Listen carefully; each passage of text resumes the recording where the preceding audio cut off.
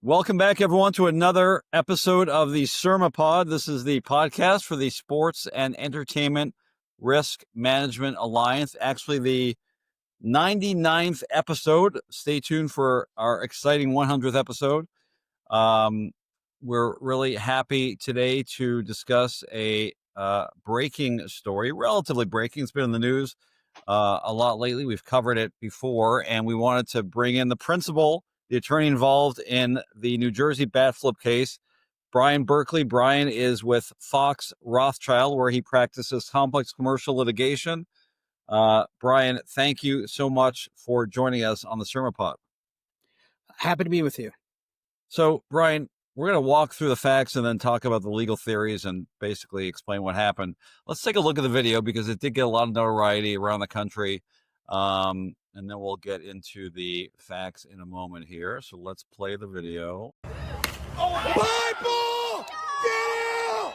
Get out! See ya! Woo! Let's go! Nick got that on recording! He's gonna get a warning. He's gonna get a warning. He bat flipped it. So That video, we actually hear some voices talking about the bat flip. First of all, who do you represent? How did you come to get involved in this case? Give us a little bit of the backstory. Sure. So I represented Joe Rocco, the father of MR, the boy that you saw hit that home run. And the way I got the The home run, by the way, he got all of it, right? He got all of it. He is one of the better players on the Haddonfield Little League team. And so I actually know Joe from when we were younger. We went to high school together. But the way I got the case and got involved was another client of mine has a son on the team, and he reached out to see if I could help. Okay, so the boy in question was Little League player. This was in Haddonfield, New Jersey, hit a home run, flipped his bat about halfway between home plate and first base. And why was that a problem? What happened? He got ejected, right? And then he got suspended. Correct. And this was an important game because they were, this was the playoffs, and he was, as you mentioned, an important player. So he was suspended. Is that right? Eventually he was, yes. So this was the sectionals round. The next round would be states. And if you keep going and you keep doing well, you eventually find yourself on ESPN in the World Series, the Little League World Series. So it was an important tournament. And the next tournament was even more important. What originally was decided was that there would be an out. And if you for certain portions of the video, you'll see an umpire going like this, suggesting that he was out. That got overturned and challenged right away because that is not correct under the rules. The next step was then to eject him. And my understanding and what I heard from my client is no one had told him at that time or any of the coaches that also meant automatically he was going to be suspended for the next game. But under the Little League rules, that is what happens when you get ejected from the game. And he never got warned. He had flipped his bat in prior games during the tournament. There was no warning at any point leading up to the ejection. So when you say the Little League rules, let's be specific because I think you're referring to the Little League international rules. Is that correct? That's correct. This is an actual rule book. You can find it online. You can find an actual printed copy, and that's what governs the league in question in this case. Is that right? That's correct. I'm staring at it right now. It's over on the other side of my desk. Okay. So how was this communicated? I mean, just walk us through sort of like the logistics of it. So he was ejected, and then did he get the suspension the same day or an email, or how did that work? My understanding is that someone reached out to my client and the team, and said he's going to be suspended. I don't know whether it was, I believe it was not during the game. It was at some point after the game. All right. And this was obviously very impactful, not just on him, but on the team, because as you mentioned, as we could see in the video, the kid's a slugger, and he was important to this team and its run in the playoffs. When did Let me ask you this: did the family try to resolve the issue through non-legal manner? I imagine they tried to convince the league that he should not have been ejected or suspended from flipping a bat, right? They tried multiple times in multiple ways. They tried before I got involved and reached out and through the channels that you're supposed to through Little League and got denied. And then when I got the phone call, we reached out to Little League International and tried to reach a resolution short of arguing this case. And we were told no. And this must have been quick because the next game was imminent, right? Like, how much time elapsed between you going to court and the initial bat flip? So the initial bat flip, I believe, was on a Wednesday. I think it was July 16th. I got a call the next day, that Thursday. By the next day, we had sent a letter to Little League attached with a draft complaint. I had a phone call that Sunday with a representative from Little League trying to negotiate a resolution. And we then filed the complaint and a preliminary injunction motion on Tuesday morning.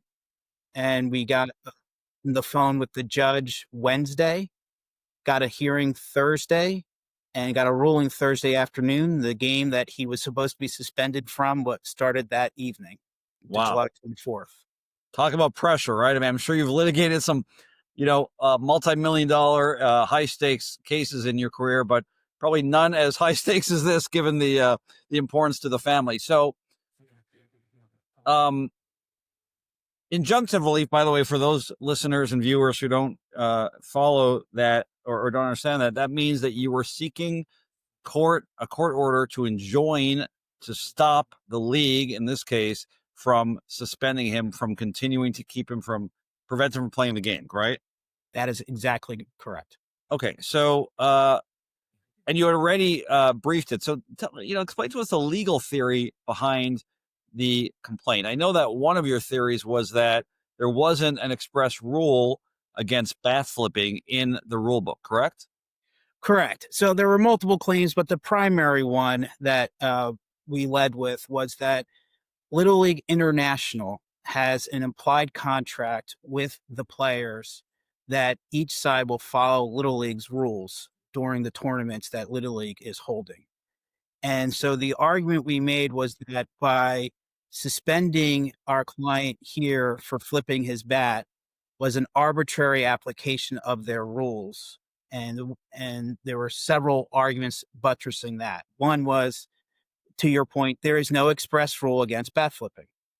And the second argument was that it's not unsportsmanlike conduct, which is what they led with, was that this was unsportsmanlike conduct.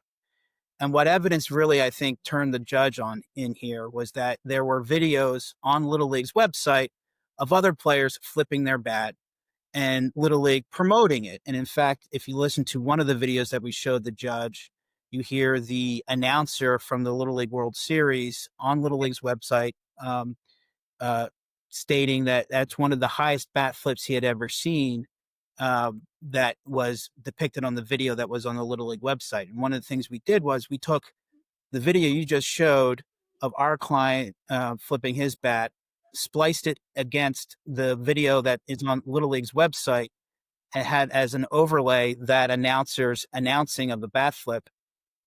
And he could have been announcing my client's bat flip. The bat flip was the same height. And so the argument was that they were arbitrarily applying their rules against my client to his detriment when it suits their interest, they were promoting bat flipping. Yeah, I know that was an extremely impactful argument. I saw an interview with the judge where he explained just that. And it doesn't take, a brilliant legal mind to understand that it's hard to avail yourself of the publicity of bat flips on the one hand to promote your game and to presumably gain some economic, bounty from it, right? And then on the other hand, kick a kid out when he exhibits behavior that's the same as what you're advertising, right? I mean, that's just it's a great legal theory, but it's just basic common sense, right? Yes. And what also is helpful is if you were to go onto Little League's website and try to look at that video, you first have to watch a couple advertisements. So it was actually in real form when you go on the website, demonstrating them, getting economic value from having it on their website. So, Brian, we know that bat flipping is something that's done at all levels of baseball. I was a coach for many years for my son's team. We didn't quite have the power that your client had, but we saw a lot of bat flips. But most importantly, at the major league level, right? We see bat flips all the time. Last week, in perhaps the greatest single game played by any, certainly Major League Baseball player, but perhaps any athlete in history, the Shohei Ohtani game, where six innings pitched, no runs, 10 strikeouts, 3 home runs. He had a very prominent bat flip. How much did you argue that this is something that's being done all across the board, including in the major leagues, and these kids are just mirroring what their idols are doing? Did that have any impact on your argument? We made that argument. We also, tying it back to Little League, we made that argument that not only are there, the major league players that they're emulating doing it, but even players that they see themselves hopefully being someday, which is a Little League World Series player. They're seeing it on in the Little League's website. So we had multiple prongs to that argument that the major league players are doing it, but also Little League World Series players are doing it as well. So, Brian, in this organization, SERMA, a lot of our members are, part of organizations that are on the other side of your lawsuit, are running sports leagues, are running Little League leagues, other sports, and they would argue, and the defendant in this case argued many points, right? Among them that the game should be decided between the lines. Any disputes on the field should be decided on the field. And if not on the field, within the governing body of that league. In other words, the umpire has first discretion. And if you want to go beyond that, you should stay within the Little League. Why should sports issues like this be resolved in the court? Why shouldn't they be resolved on the field, in the arena, etc.? Well, I think this was a bit of a unique case. I would push back, and the judge pushed back on any thought that this is going to open the floodgates. I don't know if it will. My answer would be, when you're analyzing how you respond to a dispute like this, and whether you run the risk of a judge entertaining it, the litmus test is there an argument that you're arbitrarily applying your rules? If you think there's an argument that's credible that suggests that is the case, then you should think twice. And maybe, I think that should be dealt with by a judge, because there's so much power that folks like Little League have in running their organization. And one of the things you're relying on as a participant is that organization will fairly and consistently apply its rules. And here that was not the case.